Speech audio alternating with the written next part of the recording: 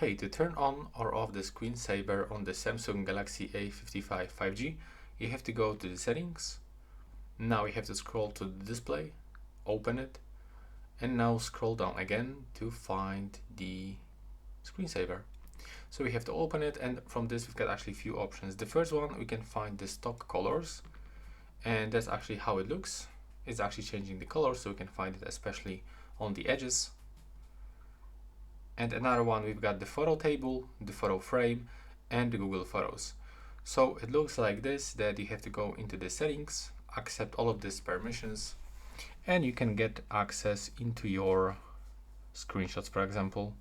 And now when you take a look on the preview, you will actually get it right here. So it's actually not the screen of the phone, that is actually the screenshot that I take. So it will actually preview your photos and stuff like this. So that's all right now. Please subscribe.